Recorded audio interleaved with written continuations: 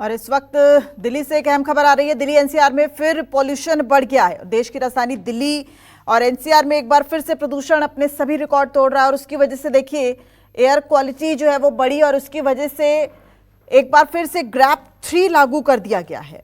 यानी मौजूदा वक्त में एयर क्वालिटी का स्तर यानी AQI 400 के पार है, जिसे बेहद गंभीर श्रेणी में माना जाता है और उसकी वजह से दिल्ली एनसीआर में ग्रैप 3 फिर से लागू हो गया। ग्रैप 3 के मायने क्या है?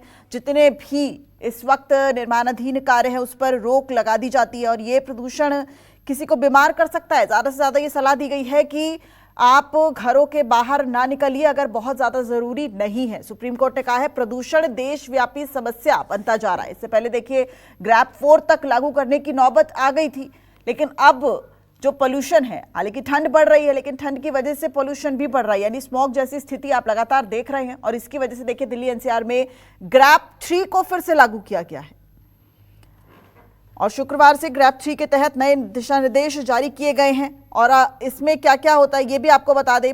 निर्माण कार्यों पर पूरी तरह से रोक लगेगी, साथ ही तोड़फोड़ की गतिविधियों पर भी बैन लगाया गया है। गैर जरूरी खनन कार्यों को अगले आदेश तक के लिए बंद कर दिया गया है।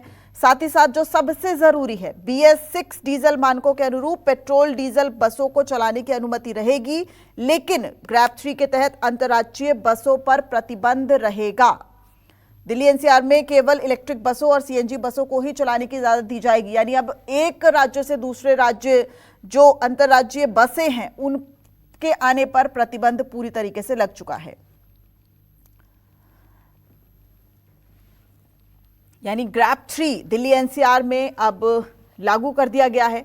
प्रदूषण देशव्यापी समस्या है, ये कहा है सुप्रीम कोर्ट ने।